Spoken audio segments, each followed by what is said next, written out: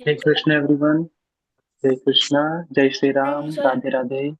राधे हरे Radhe Krishna sir. Sir. Radhe Radhe Radhe sir. Radhe. आवाज નથી આવતી અવાજ કર राधे राधे सर। राधे राधे। राधे हरे राधे। कृष्ण सर। हरे कृष्णा। आवाज नहीं आती નથી થતું। मैं रिकॉर्ड करूँ ओके। तो कल हमने क्या किया था, कोई बताएगा? थोड़ा रिवाइज करते हैं कल के टॉपिक को। कल हमने क्या पढ़ा था, कौन बताएगा? हमने तीन चीजें पढ़ी थी। गुरुकुल के बारे में जाना था, है ना, हमारे शास्त्रों में क्या क्या है, और थोड़ा सा भगवत गीता का बारे में समझा था। ठीक है, तो पहले गुरुकुल। गुरुकुल से हमने क्या समझा था, कौन बताएगा? ओके, सृष्टि बताइए। Sir yesterday I have not attend the class. Okay, तो आपको ना ग्रुप में आपको आएगा रिकॉर्डिंग, तो वो आप देख सकते हैं। ठीक है, ओके सर, पूरी थैंक यू क्लास की सर। जो भी रिकॉर्डिंग हुई थी कल की वो आपको मिल जाएगी। Okay sir. ठीक। रवि, आप बताओगे गुरुकुल से हम क्या समझते हैं?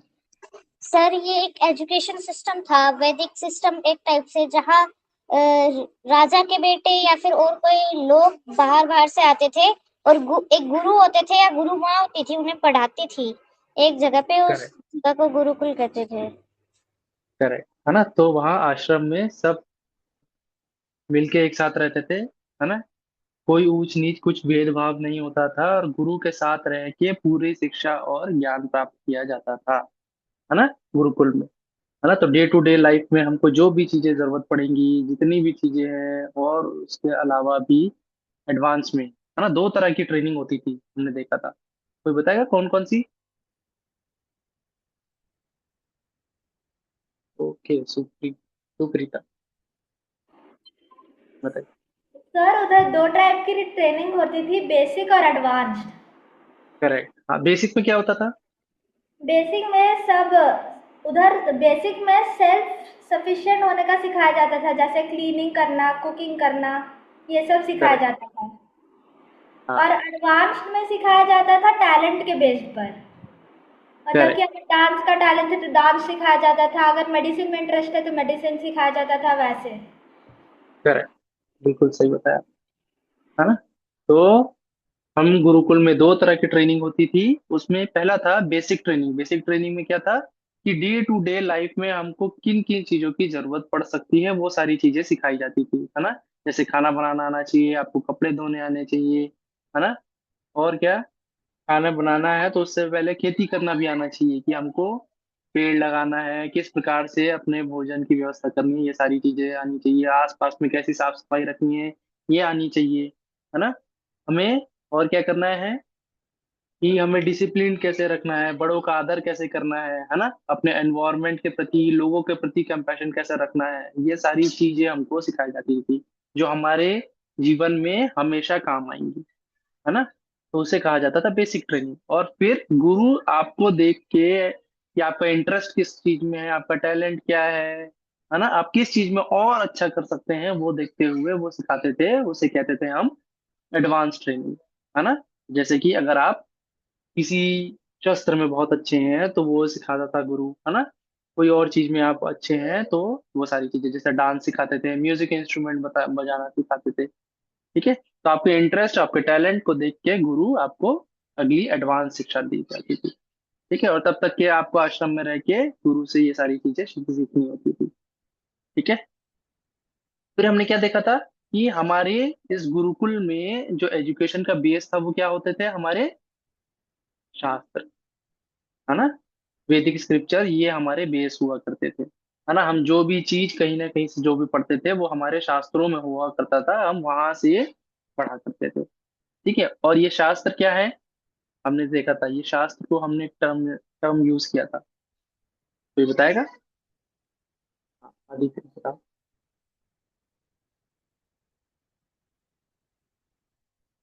अनम्यूट करके आप बोलो। Ved हाँ, are the instruction manual of our life. Correct, है ना। तो वेद क्या है, ये हमारे, जैसे हम कोई भी चीज खरीदने जाते हैं तो हमको क्या मिलता है, एक मैनुअल मिलता है, उसी प्रकार से ये जीवन जीने का जो मैनुअल है वो हमारे शास्त्र थे, है ना। और ये शास्त्र क्या है, इटर्नल है, है ना, इटर्नल। कौन बताएगा इटर्नल का मतलब? कोई और? ओके, आ गया। भैया बोलिए।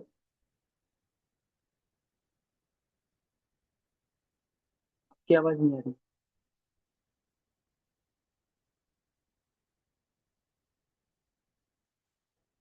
वेद क्या थे? इटर्नल थे, है ना। इटर्नल का मतलब है शाश्वत, है ना, हमेशा रहेगा, है ना, इसका कोई आदि नहीं, कोई अंत नहीं, है ना। ओके। तो हमने देखा था कि वेद के सोर्स कौन थे, ये शास्त्रों के सोर्स कौन है? Who is the source, ultimate source of वैदिक स्क्रिप्चर? ओके, सुप्रीति। सुप्रीता, आप म्यूट हो गए। Sorry, हाँ, बोलिए। सर वैदिक शास्त्रों के जो थे वो भगवान ही थे। भगवान ही थे, करेक्ट, है ना। तो भगवान से ही ये ज्ञान ब्रह्मा जी के हृदय में स्फुरित हुआ, है ना, और फिर ये वेदों और शास्त्रों के रूप में आगे ऋषि मुनियों के रूप बढ़ता रहा, है ना। तो कब तक ये ऐसा चलता रहा? कलयुग के पहले तक के ये ऐसे ही चलता रहा। कैसे चला, कोई बताएगा? जब तक कि इसको लिखा नहीं गया, ये कैसे ट्रांसफर होता रहा ये नॉलेज?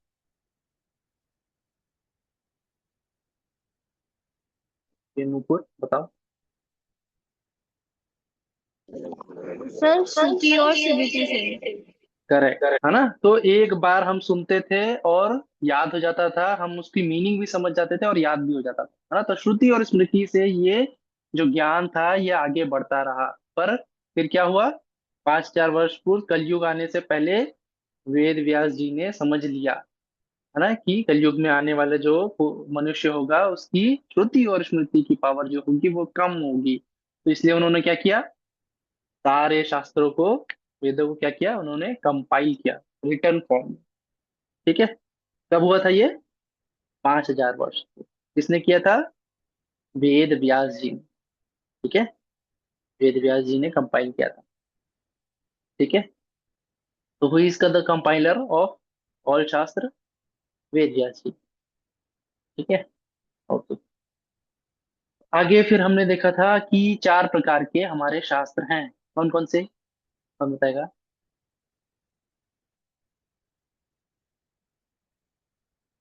ओके, जिसने अभी तक के आंसर नहीं किया। और कोई? मैं रैंडमली पूछूं किसी से। ओके, समर, आप बताओगे 4 हमारे शास्त्र कौन कौन से? हमने कल लर्न किया था, नहीं याद है आपको? 4 चीजें थी उसमें: उपनिषद, पुराण, है ना, वेद और महाकाव्य। ठीक है। ओके, अब कौन बताएगा कि उपनिषद कितने थे?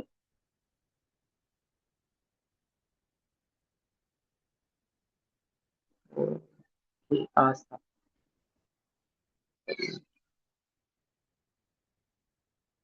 आस्था बस।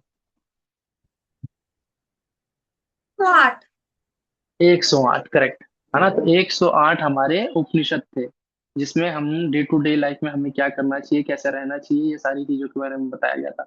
और फिर हमने देखा था पुराण। पुराण में क्या है? सारी चीजें स्टोरी के फॉर्म में बताई गई हैं। ठीक है। तो पुराण कितने हैं? कौन बताएगा? सांबर भी बताओ। पुराण कितने? सर 18। 18, करेक्ट, है ना। तो 108 में से 0 हमने हटा दिया, 18 पुराण है। ठीक है। वेद कितने हैं? वेद तो सबको पता है ना, 4 वेद। अच्छा, चारों वेदों के नाम कौन बताएगा?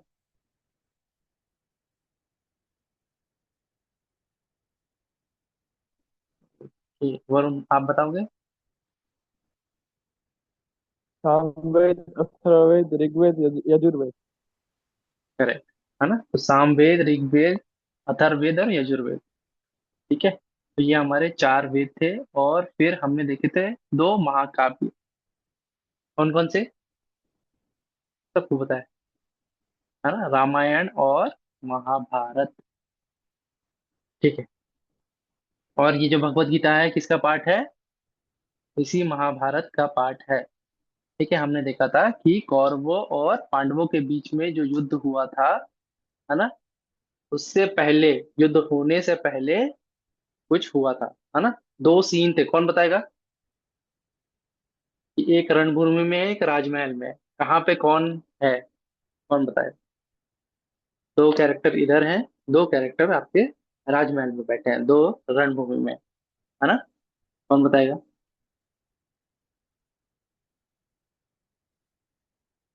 तो फिर मुझको बताइए।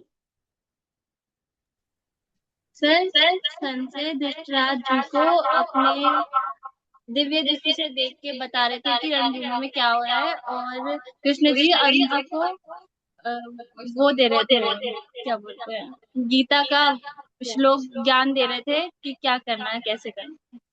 हाँ, तो एक तरफ थे कृष्ण जी, है ना, जो अर्जुन को बता रहे थे रणभूमि में, और राजमहल में ये पूरे वृत्तांत, ये जो पूरा सीन है उसको लाइव डेमोन्स्ट्रेट कर रहे थे। किसको? धृतराष्ट्र को, संजय, है ना। पूरा लाइव टेलीकास्ट जो है उसको वो बता रहे थे, है ना। तो ये हमने कल तक के देखा था। और उसने कितने श्लोक बोले, कौन बताएगा? है ना, तो यही चार कैरेक्टर हैं मेनली, है ना। एक है संजय और धृतराष्ट्र जो राजमहल में है, और कृष्ण जी और अर्जुन जो युद्ध भूमि में है। तो किसने कितने श्लोक बोले, कौन बताएगा? धृतराष्ट्र ने कितने श्लोक बोले?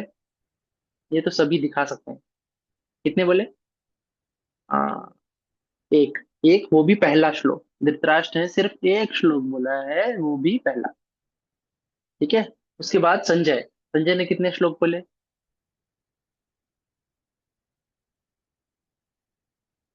तो है 41, है ना। तो फोर कॉमन है सब में, है ना। तो 41 श्लोक बोले संजय ने। अर्जुन ने कितने श्लोक बोले? अर्जुन ने बोले 84, 84 लाख योनियां हम ऐसे याद रखते हैं, तो 84, है ना। 84 हम ऐसे याद रख सकते हैं। ठीक है। 84 श्लोक बोले अर्जुन ने, और भगवान श्री कृष्ण ने सबसे ज्यादा श्लोक बोले, 574। ठीक है। 574 श्री कृष्ण जी ने, 84 अर्जुन ने, 41 संजय ने, जस्ट वन पहला धृतराष्ट्र। ठीक है, ये हमने देखा था कल। ठीक है। ओके, तो हम आज की क्लास पे आते हैं, है ना। आज हम भगवत गीता के आगे का चीज देखेंगे। ठीक है, कि इसके आगे क्या हुआ, है ना। किस प्रकार से रणभूमि तैयार हुई, कौन कौन लोग कहाँ कहाँ से थे, ये सारी चीजें देखेंगे।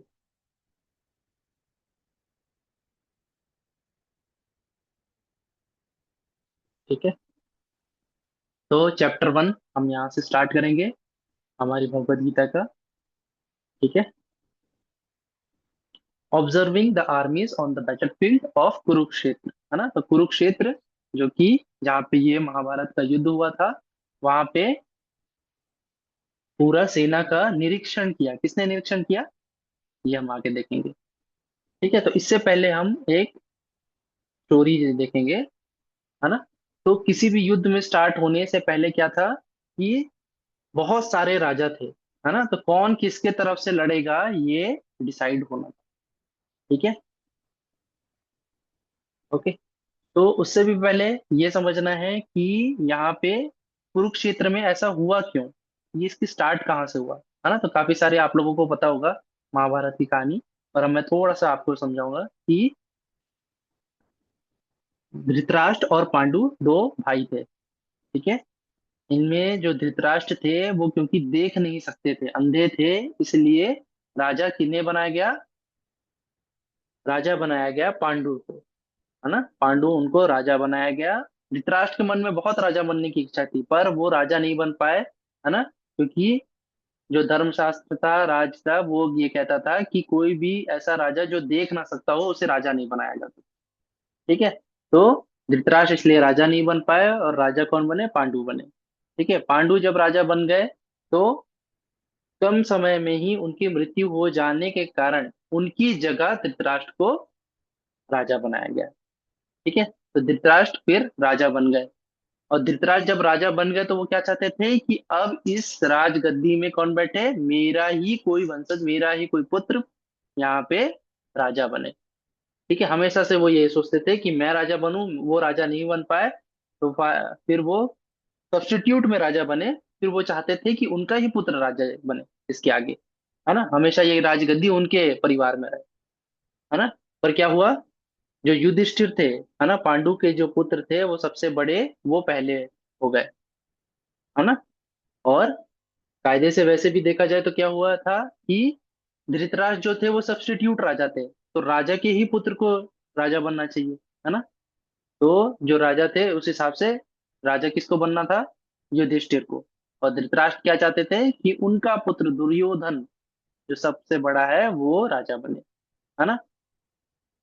पर ऐसा नहीं हुआ, है ना। युद्ध क्रीड़ा में जो हम देखे हैं, है ना, काफी सारी जगह पे दिखाया जाता है ना, सीरियल्स वगैरह में, कि उसमें पांडवों ने अपना सारा राज्य सब कुछ हार लिए, है ना। और फिर हमने क्या देखा था कि जब वो 5 गांव मांगने गए तो दुर्योधन ने क्या कह दिया कि मैं सुई के नोक के बराबर भी जमीन का हिस्सा नहीं दूंगा, है ना।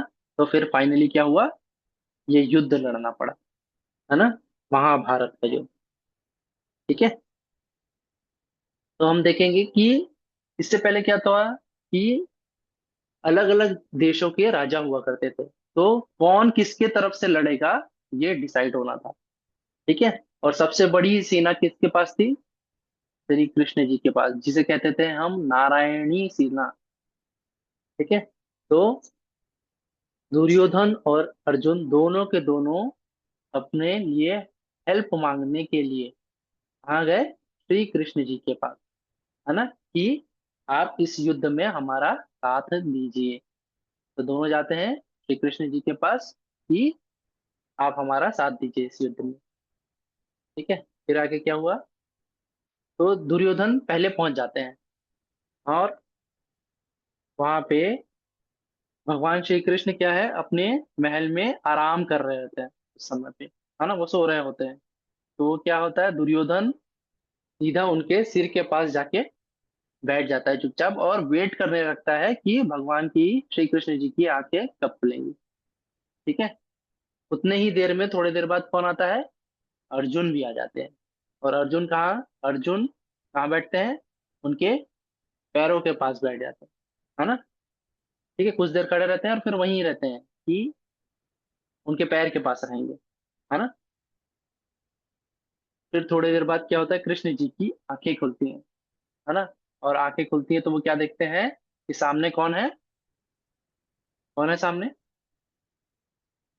आपको कभी भी आंखें खोलेंगी तो कौन दिखेगा, आपके पैर वाला इंसान दिखेगा कि जो आपके सिर के पास है वो दिखेगा, है ना। जो आपके सामने है, आपके पैरों के पास है, वो दिखेगा, है ना। तो कृष्ण जी की जैसे ही आंखें खुलती हैं तो वो देखते हैं अर्जुन तुम आए हो, है ना। तो उतनी ही देर में घबरा के दुर्योधन खड़े हो जाते हैं कि श्री कृष्ण जी मैं भी आया हूँ, है ना। तो भगवान इस तरफ सिर करके देखते हैं, ओ दुर्योधन तुम भी आए हो, है ना। ठीक है, तो दोनों को देखते हैं तो कृष्ण जी समझ जाते हैं कि ये किस लिए आए हैं यहाँ पे, उनकी हेल्प मांगने के लिए, है ना। जरूर ये युद्ध होने वाला है, महाभारत का युद्ध, तो ये मुझसे मेरी मदद मांगने के लिए आए हैं, है ना। तो भगवान श्री कृष्ण पहले ही अपनी कंडीशन बता देते हैं दोनों को। क्या कहते हैं वो कहते हैं कि मैं तो इस युद्ध में कोई शस्त्र नहीं उठाऊंगा, है ना। तो जिसको जो भी चुनना है मुझ में और मेरी सेना के बीच में चुनना होगा, है ना। किसके बीच में चुनना होगा, मैं निहत्था, है ना, जो कोई शस्त्र नहीं उठाऊंगा, और दूसरे तरफ मेरी नारायणी सेना, है ना। तो जिसको जो चाहिए आप लोग ले सकते हो। फिर श्री कृष्ण जी क्या बोलते हैं कि वो डिसाइड करने के लिए पहले किसको देते हैं, चुनते हैं, बोलते हैं क्योंकि अर्जुन को मैंने पहले देखा है और दुर्योधन तुमसे अर्जुन छोटा है उम्र में भी, तो पहला हक किसको होता है, छोटे को मांगने का, है ना। और क्योंकि वो उनके पैरों के पास थे तो इसलिए कृष्ण जी क्या करते हैं, उनको पहले मौका देते हैं चुनने का, कि वो नारायणी सेना और श्री कृष्ण जी के बीच में चुने। ठीक है। तो इस शॉर्ट सी स्टोरी से हम थोड़ा सा समझेंगे कि क्या समझ में आता है, कि जब भी हमको किसी से कुछ मांगना होता है, याचना करनी होती है, या कुछ रिक्वेस्ट कर रहे हैं, कुछ हेल्प मांग रहे हैं, तो हमें सामने वाले के पास कहाँ रहना चाहिए, कभी भी पैरों पे रहना चाहिए, है ना, ग्रेटिट्यूड, है ना, इस भाव में रहना चाहिए। हमको किसी के भी, जब हम किसी से हेल्प मांगने जा रहे हैं, कुछ रिक्वेस्ट करने जा रहे हैं, तो ऐसा नहीं है कि उसके सर पे चढ़ जाए, है ना। तो इस चीज से हमको ये समझना चाहिए ताकि हमें कभी भी किसी से कुछ रिक्वेस्ट करनी है तो हम्बली करनी है ना, विथ ग्रेटिट्यूड करनी है ना, हमें कृतज्ञता दिखानी है कि आप मुझे हेल्प करें। ठीक है। तो अर्जुन अर्जुन को चुनने का मौका मिलता है, तो अर्जुन क्या चुनते हैं, अर्जुन कहते हैं कि इसमें कोई प्रश्न ही नहीं उठता कि नारायणी सेना पूरी दुनिया एक तरफ हो जाए और मुझे चुनना रहे, तो मैं आपको ही चुनूंगा, है ना। दुर्योधन यहाँ डरते रहते हैं कि मन ही मन कहीं ना कहीं ये नारायणी सेना ना चुन ले और मुझे निहत्थे कृष्ण जी को चुनना पड़ जाए, है ना। पर क्या होता है, अर्जुन क्या चुनते हैं, अर्जुन चुनते हैं कि मैं श्री कृष्ण आपको ही चुनूंगा, है ना। तो मन ही मन खुश होते हुए दुर्योधन क्या कहते हैं, तो ठीक है, आपकी नारायणी सेना मैं रख लूंगा, है ना। खुश हो रहे हैं कि चलो, निहत्थे जो श्री कृष्ण है वो नहीं आए मेरे तरफ, मेरे तरफ उनकी सेना आ गई, है ना। तो इस प्रकार से खुश होते रहते हैं। तो ये स्टोरी थी। ठीक है। तो इस प्रकार से आगे हम देखेंगे, है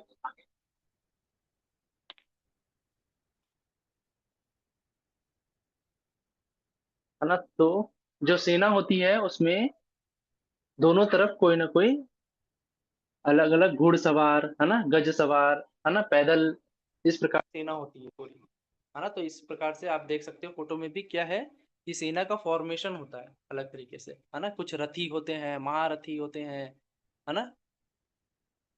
तो अलग अलग प्रकार से, इस प्रकार से युद्ध के लिए लोग आ गए, है ना। तो इनको हम देखेंगे कि इसका फॉर्मेशन किस प्रकार से होता है। ठीक है। तो इसे कहते हैं अक्षुणी सेना। ठीक है। तो अक्षुणी सेना को हम समझने की कोशिश करेंगे कि कौरवों की तरफ कितनी अक्षुणी सेना थी, कौरवों की तरफ थी 11 अक्षुणी सेना। ठीक है। और पांडवों की तरफ कितनी थी, 7 अक्षुणी सेना। ठीक है। तो अब ये अक्षुणी सेना क्या होती है। ठीक है। तो अक्षुणी सेना कहलाती है, एक अक्षुणी सेना में कितने होते हैं, 21,870, आप देख पा रहे होगे नीचे लिखा हुआ है, वन अक्षुणी सेना इक्वल्स टू 21,870 चैरियट, रथी। ठीक है। उतने ही क्या है, 21,870, 21,870 एलिफेंट्स, है ना, गज, जो हाथी पे सवार होते हैं। ठीक है। फिर उसके 3 टाइम्स 65,610 क्या है, जो घोड़े पे सवार होके जो लड़ेंगे वो है। ठीक है। और फिर उसके 5 टाइम्स जो है 1,09,350, है ना, 1,09,350, ये क्या है, इन्फेंट्री, थल सैनिक। ठीक है। तो ये पूरे मिला के कितने होते हैं, करीब करीब 2 लाख से भी ऊपर, इतने ये कहलाती है एक अक्षौणी सेना। ठीक है। तो इसी प्रकार से ये 7 अक्षौणी सेना किस तरफ थी, पांडवों की तरफ, और दूसरी तरफ कौरवों की तरफ कितनी थी, 11 अक्षौणी सेना। ठीक है। तो नंबर्स में कौन ज्यादा है, कौरव, पर युद्ध कौन जीतता है, पांडव, है ना। क्यों, क्योंकि उनके तरफ कौन है, भगवान, है ना, भगवान श्री कृष्ण। ठीक है। तो आगे हम समझेंगे। तो अब हम इस युद्ध भूमि में एंटर करने वाले हैं और हमारा भगवत गीता जो श्लोक्स हैं यहाँ से चालू होंगे। ठीक है। तो ये पूरा सीन जो है, ये धृतराष्ट्र को संजय बता रहे हैं। तो सबसे पहला श्लोक जो है वो धृतराष्ट्र कहते हैं, है ना। ये पूरे सीन को एक्सप्लेन करते हैं, इससे पहले सबसे पहले धृतराष्ट्र अपना एक प्रश्न करते हैं, और वो एक ही श्लोक सबसे पहला। ठीक है। वो क्या कहते हैं, है ना। तो पहले चैप्टर जो है भगवत गीता का, उसमें यही है कि ये जो पूरा सीन है रणभूमि का वो बताया गया है। ठीक है। तो पहला चैप्टर इसी के बारे में। कि युद्ध भूमि में सेना का निरीक्षण, अगर आप देखेंगे अपने चैप्टर में, भगवत गीता अगर आपके पास होगी, आप सबके पास है भगवत गीता, है ना? तो हम इस भगवत गीता को, है ना, Bhagavad Gita as it is, इसको हम फॉलो करेंगे। ठीक है, आपके पास जो भी भगवत गीता है आप उससे भी पढ़ सकते हैं।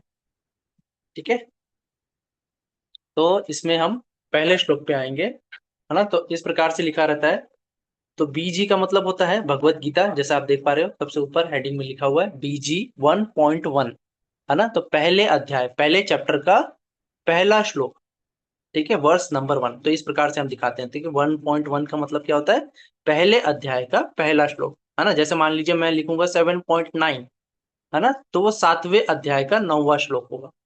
ठीक है, तो पहला पॉइंट से पहले जो है वो चैप्टर दिखाता है, और पॉइंट के बाद जो है वो श्लोक नंबर दिखाता है। ठीक है, पॉइंट से पहले जो है वो चैप्टर नंबर है, पॉइंट के बाद जो है वो श्लोक नंबर है। ठीक है, तो पहला चैप्टर का पहला श्लोक 1.1, है ना, जो कि एक इकलौता श्लोक जो धृतराष्ट्र ने कहा था।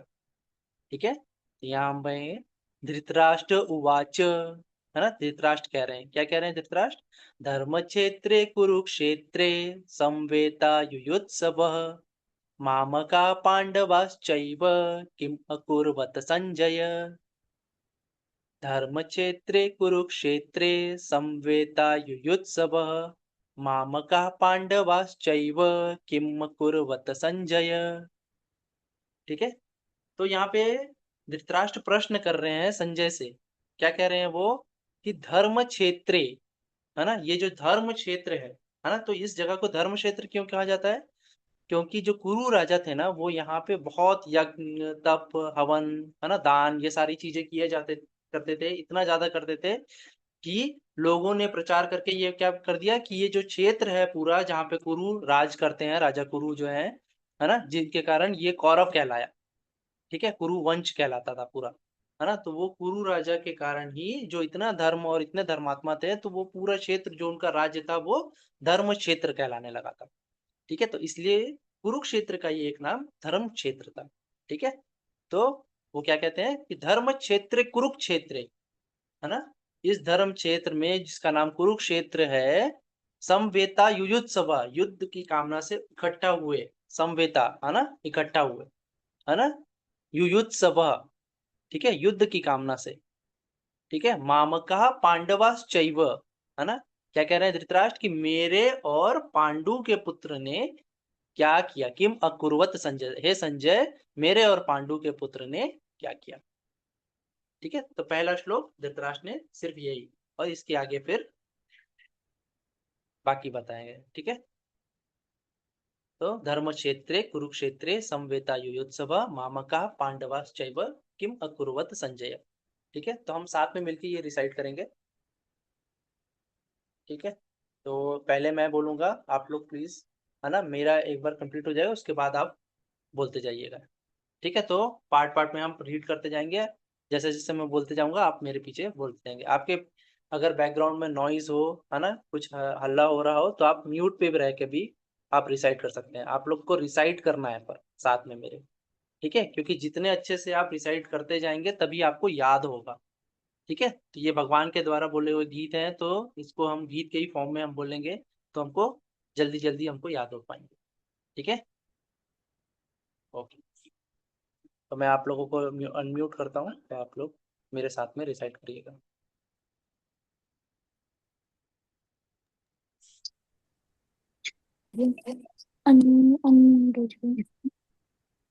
अब शांति नहीं है प्रेम। धृतराष्ट्र उवाच धर्मक्षेत्रे कुरुक्षेत्रे संवेता युयोत्सव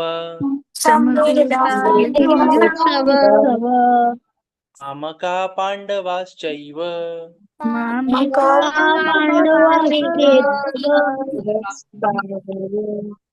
किम अकुर्वत संजय।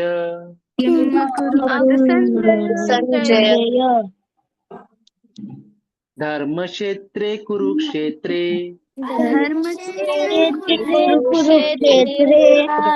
संवेता युयोत्सव मामका पांडवाश्चैव मामका पांडवाश्चैव किम अकुर्वत संजय। किम कुर्वत संजय किम कुर्वत संजय। ओके, फिर से हम करेंगे। ठीक है, मैं एक लाइन जब बोल लूं तो सारे एक साथ बोलिएगा, है ना, आगे पीछे ना हो हम। ठीक है, कोई आगे नहीं पड़ेगा, मैंने जितना बोला उतना ही। ठीक है, डिस्टरबेंस नहीं होना चाहिए। ठीक है। Yes, sir. धर्म क्षेत्रे कुरुक्षेत्रे धर्मक्षेत्रे संवेतायुयुत्सवः संवेदायुत्सवः मामकाः पाण्डवाश्चैव पाण्डवाश्चैव किम् अकुर्वत सञ्जय। किं कुर्वत् सञ्जय धर्मक्षेत्रे कुरुक्षेत्रे धर्मक्षेत्रे कुरुक्षेत्रे संवेतायुयुत्सवः संवेदायुत्सवः मामकाः पाण्डवाश्चैव पाण्डवाश्चैव किम् अकुर्वत सञ्जय। किं कुर्वत् सञ्जय। धर्म Very क्षेत्रे nice. कुरुक्षेत्र पढ़ो। ठीक है, तो पहला श्लोक हमने समझा, है ना। तो इसके बाद क्या हुआ, इसके बाद सब कोई, जैसे क्या होता है युद्ध में, सब अपने वार्निंग बताने के लिए कि अब युद्ध स्टार्ट होने वाला है ना, तो क्या करते हैं, सब अपना अपना शंख बजाते हैं। ठीक है, तो युद्ध का, है ना, जिस प्रकार से हम स्कूल में एग्जाम देने जाते हैं तो घंटी बजती है ना, तो उसी प्रकार से युद्ध स्टार्ट करने से पहले क्या करते हैं, सब कोई अपना अपना शंख बजाते हैं। ठीक है, तो किसने कौन सा शंख बजाया ये हम देख रहे हैं पहले चैप्टर के 15th वर्ष में। ठीक है, पहले अध्याय का 15वां श्लोक। ठीक है, यहाँ पे क्या है, पांचजन्यम ऋषिकेशो देवदत्तम धनंजय पौंड्रम दद्मो महाशंखम भीमकर्म वृकोदर। पांचजन्यम ऋषिकेशो देवदत्तम धनंजय पौंड्रम दद्मो महाशंखम भीमकर्मा वृकोदर। ठीक है, तो पांचजन्य नाम का जो शंख है वो ऋषिकेश, भगवान श्री कृष्ण का भी नाम है ना, ऋषिकेश, उन्होंने ये शंख बजाया। ठीक है, जो अपने सारी इंद्रियों को जीत लेते हैं उसे कहता है ऋषिकेश, तो ऋषिकेश श्री कृष्ण जी का एक नाम है। ठीक है, पांचजन्य नाम का शंख बजाया उन्होंने, है ना। दूसरा, देवदत्त, देवदत्त नाम का शंख किसने बजाया, धनंजय।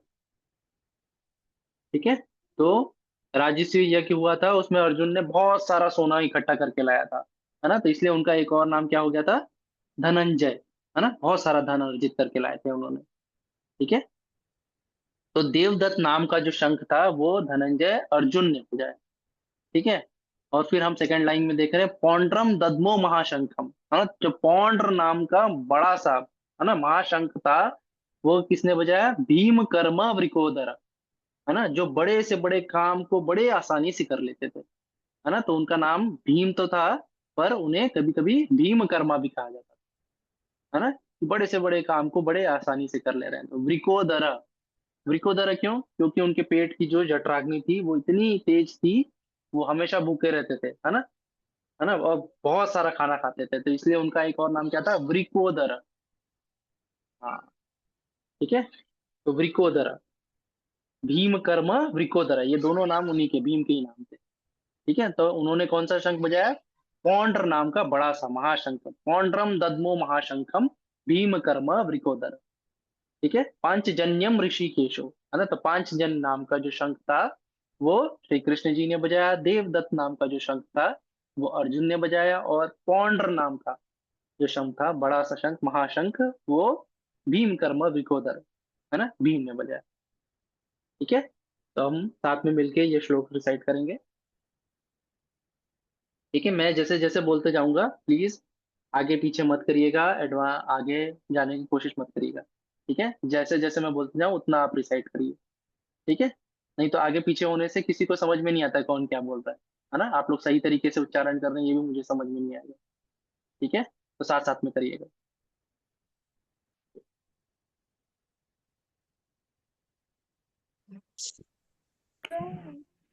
तो हेलो।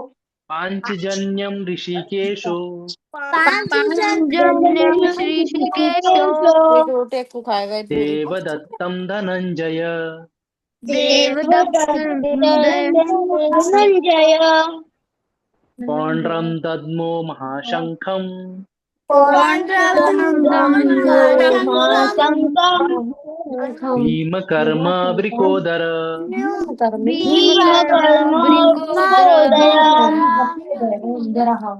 पांचजन्यम ऋषिकेशो दिखा रही है तू। पांचजन्यम ऋषिकेशो यही तो है ये। देवदत्तम धनंजय देवदत्त धनंजय पौंड्रम दद्मो महाशंखम महाशंकं भीमकर्मावृकोदर भीमकर्मावृकोदर। ठीक है, तो हमने अभी दिखा दिया। 3 श्लोक के बारे में समझा, सॉरी 3 शंखों के बारे में देखा। ठीक है, तो पांचजम, देवदत्त और पौंड्र। ठीक है, तो आगे और भी पांडवों ने कौन कौन से शंख बजाए इसके नेक्स्ट श्लोक में हम देखेंगे। ठीक है, 1.16। ठीक है, तो पहले अध्याय का 16वां श्लोक। तो यहाँ पे है, अनंत विजय यमराजा कुंती पुत्रो युधिष्ठिर नकुल सहदेवश्च सुघोष मणिपुष्पकौ। अनंत विजय यमराजा कुंती पुत्रो युधिष्ठिर नकुल सहदेवश्च सुघोष मणिपुष्पकौ। ठीक है, तो यहाँ पे अनंत विजय नाम का जो शंख था वो किसने बजाया? युधिष्ठिर जी ने, है ना, जो कुंती जी के पुत्र हैं, है ना, तो जो राजा बनने वाले हैं, है ना। तो संजय ये बता रहे हैं, तो ये श्लोक संजय ने कहे हैं और संजय पहले से ही बता दे रहे हैं। क्या कह रहे हैं कि राजा की इस युद्ध में किसकी जीत होगी, है ना। पहले ही क्या कह रहे हैं, अनंत विजय नाम का जो शंख था वो राजा कुंती जी के पुत्र युधिष्ठिर ने बजाया। नकुल और सहदेव ने कौन कहा, है ना, सुघोष और मणि पुष्पक नाम का शंख बजाया। ठीक है, सुघोष मणि पुष्पक। ठीक है, नकुल सहदेवश्च सुघोष मणि पुष्पक। ठीक है, और अनंत विजय नाम का जो शंख है वो युधिष्ठिर ने बजाया। तो पहले श्लोक में हमने 3 देखे थे, 3 प्रकार के शंख। दूसरे श्लोक में हमने 3 शंख देखे। ठीक है, तो ये साथ में मिलकर रिसाइट करते हैं।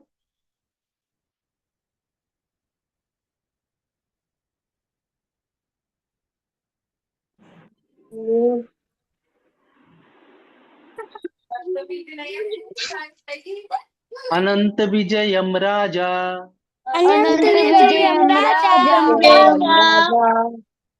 कुंती पुत्रो युधिष्ठिर कुंती पुत्र युधिष्ठिर नकुलः सहदेवश्च नकुलः सहदेवश्च सुघोष मणिपुष्पकौ। सुघोषमणि पुष्पकौ। अनंत विजयम राजा अनंत विजयम राजा कुंती पुत्रो युधिष्ठिर कुंती पुत्र युधिष्ठिर कुंती नकुल पुत्र युधिष्ठिर नकुल सहदेवश्च नकुलः सहदेवश्च सुघोष मणिपुष्पकौ। सुघोषमणि पुष्पकौ। ठीक है, तो हमने देखा कि अनंत विजय नाम का जो शंख है वो युधिष्ठिर ने बजाया, है ना, कुंती जी के पुत्र, है ना, राजा। ठीक है, और नकुल और सहदेव ने सुघोष और मणि पुष्पक नाम का जो शंख है वो बजाया। ठीक है, तो सबने अपने अपने शंख बजाए इस प्रकार से, और फिर अर्जुन श्री कृष्ण जी से कहते हैं, क्या कहते हैं कि सेनयोर उभयोर मध्य रथम स्थाप्य में अच्युत। ये दोनों सेनाओं के जो एंड है ना, जहां से दोनों सेना स्टार्ट हो रही है ना, सेनयोर उभयोर मध्य, है ना, दोनों सेनाओं के जो स्टार्ट हो रही है जहां से, दोनों के बीच में अर्जुन क्या कह रहे हैं श्री कृष्ण जी को कि दोनों सेनाओं के बीच में मेरे रथ को स्थापित कर दो, हे अच्युत। है ना, कृष्ण जी का एक नाम है अच्युत। ठीक है, तो वो कह रहे हैं सेनयोर उभयोर मध्य रथम स्थाप्य में अच्युत। है ना, और फिर आगे क्या कह रहे हैं, यावदेतान निरीक्षे हम युद्ध कामान अवस्थितान। है ना, कि मैं देखना चाहता हूं कि युद्ध के कामना से कौन कौन आए हुए हैं। खैर मया स योद्धव्यम अस्मिन रण समुद्यम में। ठीक है, तो युद्ध की कामना से मेरे साथ युद्ध करने के लिए कौन कौन लोग आए हुए हैं, ये मैं देखना चाहता हूँ। है ना, तो यहाँ पे वह अर्जुन क्या थे कि जैसे ही शंख बजाया गया उसके बाद अर्जुन बहुत कॉन्फिडेंट थे। है ना, और देखना चाहते थे कि कौन कौन मुझसे युद्ध करने के लिए आया है हुआ है, ये मैं देखना चाहता हूँ। जरा निरीक्षण तो करूं आर्मी में कि कौन कौन आया है। है ना, कौन कौन कौन किस किस लोगों से मुझे युद्ध करना है ना, तो वो यहाँ तक के कैसे थे, एकदम कॉन्फिडेंट। है ना, कि मैं एकदम अच्छे से पछाड़ दूंगा सबको। है ना, तो बड़े उससे श्री कृष्ण को बोलते हैं कि दोनों सेनाओं के बीच में मेरे रथ को स्थापित कर दो, और मैं देखना चाहता हूं कि मुझसे युद्ध कौन कौन करना चाहता है, मुझे किस किस से लड़ना है। ठीक है, तो क्या करते हैं, श्री कृष्ण जी रथ को दौड़ाते हुए दोनों सेनाओं के बीच में खड़ा कर देते हैं। ठीक है, दोनों सेनाओं के बीच में खड़ा कर देते हैं, तो अब अर्जुन क्या देखते हैं, किसे देखते हैं, अर्जुन वहां अपने लोगों को देखते हैं कि कौन कौन आए हुए हैं युद्ध करने के लिए। है ना, तो सेना के आगे कौन खड़ा होता है, जो मेन मेंबर्स होते हैं वही होते हैं आगे। है ना, अगर आपके सामने कोई लड़ने के लिए आया है ना, जो मेन लोग होंगे वो सामने खड़े हैं। तो कौन किस किस को देखते हैं, वो अपने पितामह भीष्म पितामह को देखते हैं, अपने गुरु द्रोणाचार्य को देखते हैं। है ना, अपने कजिन्स को देखते हैं, दुर्योधन को देखते हैं। है ना, और उनके जो मामा हैं और और भी लोगों को जिन जिन जो उनके जिनके साथ वो बचपन में खेले हैं, पढ़ाई किए हैं। है ना, जिनकी गोद में वो खेले हैं। है ना, तो ये सब लोगों को वो देखते हैं। है ना, तो पहले जो जितने कॉन्फिडेंस और एरोगेंस के साथ वो जा रहे थे कि देखता हूं मैं कौन लड़ने आया है, यहाँ पहुंच के अर्जुन कैसे हो जाते हैं, थोड़े से क्या होता है, अर्जुन को समझ में नहीं आता है ना, कि क्या करूं अब मैं। है ना, तो घबरा जाते हैं अपने लोगों को देख के कि इनके साथ मुझे अपनों के साथ ये युद्ध लड़ना है ना, इन्हें मुझे मारना पड़ेगा। है ना, तो वो घबरा जाते हैं, और क्या होता है उनके साथ, कुछ कुछ सिम्टम्स दिखने लगते हैं उनके बॉडी में। है ना, क्या कहते हैं वो कृषि कृष्ण जी से कि मेरे पैर कांप रहे हैं। है ना, the limb of my body are curing. है ना, और क्या हो रहा है, मेरा मुंह सूखा जा रहा है ना, तो उनका जो माउथ है वो ड्राई हो रहा है। वो क्या कहते हैं कि माई बॉडी इज ट्रेम्बलिंग। है ना, पूरी बॉडी उनकी क्या कर रही है, शेक कर रही है। और क्या कह रहे हैं कि उनके जो रोम है ना, वो क्या है, उनके जो हेयर स्टैंड है वो खड़े हो जा रहे हैं। ठीक है, तो वो अपने बता रहे हैं कि मेरा रोम रोम खड़ा हो जा रहा है, मैं क्या करूं। है ना, और उनका जो धनुष है जिसका नाम क्या है, गांडीव। है ना, तो ये जो जो गांडीव है, जो धनुष है उनके हाथ से फिसला जा रहा है, उनको समझ में नहीं आ रहा है क्या करें। और क्या हो रहा है, वो खड़े नहीं हो पा रहे हैं। तो अर्जुन क्या करते हैं, रथ में बैठ जाते हैं। है ना, ऐसी दशा में कि उनको समझ में नहीं आता है कि ये युद्ध लड़ना चाहिए या नहीं लड़ना चाहिए। है ना, सारी चीजें मैं भूल रहा हूँ। है ना, कृष्ण जी से कहते हैं कि मुझे कुछ समझ में नहीं आ रहा है ना, ये सब कुछ मुझे गोल गोल घूमता हुआ दिखाई दे रहा है, और मैं दूर दूर तक क्या देख रहा हूँ, मिस फॉर्चून ही मिस फॉर्चून देख रहा हूँ, दुर्भाग्य ही दुर्भाग्य देख रहा हूँ, मुझे कुछ अच्छा नहीं दिख रहा है इस युद्ध में। है ना, इस युद्ध का निर्णय चाहे जो भी हो, पर मैं कुछ अच्छा होते हुए नहीं देख रहा हूँ।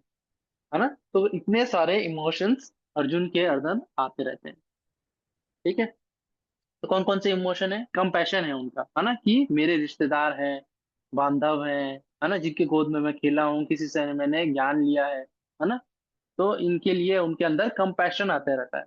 और क्या है, वो क्या देखते हैं कि अगर ये सब मर जाएंगे तो मैं किसके साथ ये जो राज्य है मैं किसके साथ एंजॉय करूंगा। वो देखते हैं कि इसमें कोई एंजॉयमेंट नहीं बचेगा। है ना, अगर हमारे पास आसपास लोग ही ना रहे हैं और आपके पास बहुत सारा पैसा हो, बहुत सारा धन हो, तो आप एंजॉय कर पाओगे। नहीं, है ना। तो वैसे ही अर्जुन सोचते हैं कि जब ये लोग नहीं रहेंगे तो इसमें इस राज्य को भोगने का, इसको एंजॉय करने का क्या ही सुख होगा, है ना। और वो क्या देखते हैं, वो कहते हैं कि मैं इतने पाप को कैसे देखूंगा, है ना। वो सिंफुल रिएक्शंस देख रहे हैं, है ना, कि इतने सारे लोग मारे जाएंगे इस युद्ध में, है ना। इतने सारे हम देख रहे हैं ना कि एक तरफ 11 अक्षौणी सेना है, एक तरफ दूसरी तरफ 7 अक्षौणी सेना है, 18 अक्षौणी सेना टोटल खड़ी है ना। तो वो क्या देखते हैं कि इतना पाप होगा, इतने सारे परिवार बर्बाद हो जाएंगे, डिस्ट्रक्शन ऑफ फैमिलीज, है ना। कितने सारे परिवार बर्बाद हो जाएंगे। और ये सारी चीजों को देखते हुए वो इन डिसीजन में फंस जाते हैं, डायलेमा में फंस जाते हैं कि ये युद्ध मुझे लड़ना चाहिए कि नहीं लड़ना चाहिए। इतना दुर्भाग्य, इतना कष्ट, इतनी सारी चीजें, अपने ही लोगों को मारना, है ना, इतना खून बहेगा, तो मुझे ये युद्ध लड़ना चाहिए या नहीं लड़ना चाहिए, इस डिलेमा में अर्जुन फंस जाते हैं। ठीक है। तो पहला चैप्टर इसके बारे में है कि सेना का निरीक्षण, और निरीक्षण करने के बाद जितने कॉन्फिडेंटली अर्जुन आगे बढ़ते हैं, रथ दोनों सेनाओं के बीच में जैसे ही खड़ा होता है और सब देखते हैं अर्जुन, तब अर्जुन कैसे हो जाते हैं, अर्जुन के अंदर अलग अलग सिम्टम्स दिखने लगते हैं, है ना। अर्जुन गिव अप कर देते हैं कि मुझे युद्ध नहीं लड़ना चाहिए, है ना। तो अब इसके आगे कृष्ण जी असली जो हमारी भगवत गीता है वो चालू करते हैं, वो हम आगे देखेंगे। ठीक है, तो यहाँ तक आज की क्लास में है। ठीक है, तो आपको एक होमवर्क भी करना है, आप लोगों को वीडियोस दी जाएंगे, है ना, ग्रुप में आएगी कौन सी एक्टिविटी करनी है आप लोगों को। ठीक है, तो आप लोग पेपर से इस प्रकार से आप लोग ये शंख बनाएंगे, इसमें नाम देंगे। तो हमने पहले श्लोक में 3 शंख देखे थे, दूसरे श्लोक में 3 शंख देखे, तो इस प्रकार से आपको 6 शंख बनाने हैं, नाम लिखने हैं, और अपने वीडियोस और फोटोज ग्रुप में डालने हैं, है ना। तो आपको मैसेज आ जाएगा किस प्रकार से बनाना है और ये कौन सी एक्टिविटी करनी है आप लोगों को।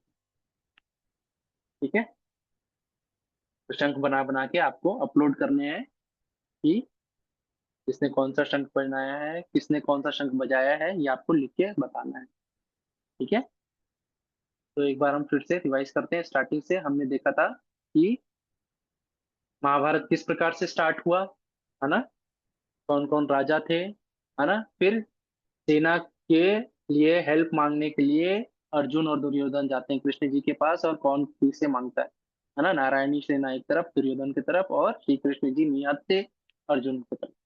ठीक है, फिर हमने देखा कि युद्ध भूमि में सबसे पहला श्लोक, है ना, धृतराष्ट्र पूछते हैं कि मेरे और पांडवों के पुत्रों ने धर्म क्षेत्र युद्ध कुरुक्षेत्र में क्या किया। ठीक है, फिर हम आगे देखते हैं कि किस किसने कौन कौन सा शंख बजाया, है ना। तो 2 श्लोकों में हमने देखा किसने कौन सा शंख बजाया।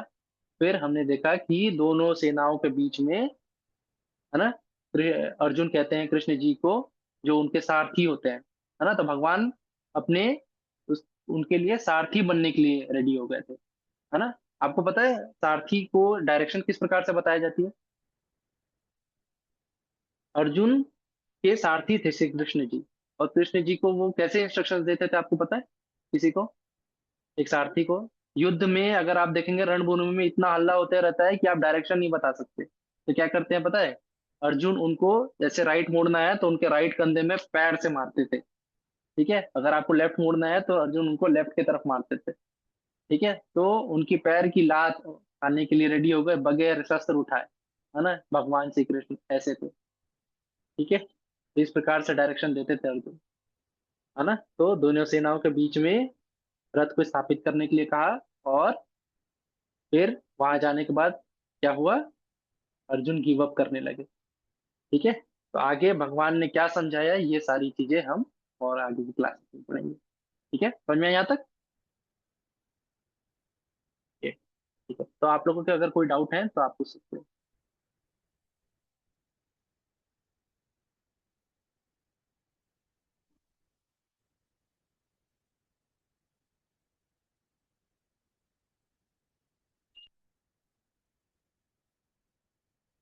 Okay, Srishti. Hare Krishna, sir. Hare Krishna. Sir, yesterday recording has uploaded on group. हाँ, आपको शायद मैम ने मैं टेक्स्ट किया है, अभी मैसेज भेज दिया होगा। ठीक है, Okay, sir. तो ग्रुप में आपका डल जाएगा। ठीक है, बाई चांस आपके अगर आपकी कोई भी क्लास मिस होती है तो आप लोगों को रिकॉर्डिंग मिलेगी। आप लोग ये बताइएगा जरूर पर अपने कोऑर्डिनेटर को कि आपने रिकॉर्डिंग देख ली है। ठीक है, ताकि आपकी अटेंडेंस मार्क हो जाए। Okay Okay, sir. Thank you, sir. Chhavi, sir आपका कोई डाउट है? ये हाँ, कहा था क्विज हो गई हमारी आपकी सभी। आधी क्लास मिस हो गई। सर ये कहा गया था कि कल क्विज हो गई आप सभी की। ओके, आपका जो टेस्ट है वो तो संडे को होगा, है ना? तो आप अगर आपके कोई क्लास मिस हुई है ना तो आपको रिकॉर्डिंग मिलेगी, है ना? 24 आवर्स में हमारी रिकॉर्डिंग डल जाती है। ठीक है, तो कल शाम तक के आपके तो आप रिकॉर्डिंग देख लीजिएगा अपने टाइम के हिसाब से। ठीक है, सर हमने कहा था क्विज क्विज लेंगे हम कल सभी बच्चों की। अच्छा, तो यही था, मैं बीच में क्लासेस में आपको कुछ कुछ क्वेश्चंस पूछे ना, यही था। ठीक है, और मैं हर क्लास में आपसे स्टार्ट करने से पहले ना कुछ क्वेश्चंस पूछूंगा कि पिछली क्लास में क्या हुआ था। ठीक है, तो रिवाइज हम ऐसे करेंगे हर क्लास से पहले। ठीक है, पिछले क्लास को मैं कुछ कुछ क्वेश्चंस करूंगा तो वो क्विज जैसे ही होंगे। ठीक है, और कोई डाउट किसी को? नहीं? ठीक, तो हम सेशन को एंड करते हैं। हरे कृष्णा, राधे राधे, जय श्री राम। अरे Hare Krishna, sir. Radhe Radhe sir. Bye sir. Radhe Radhe, Radhe sir, Radhe Radhe Radhe, sir. Radhe Radhe. Radhe.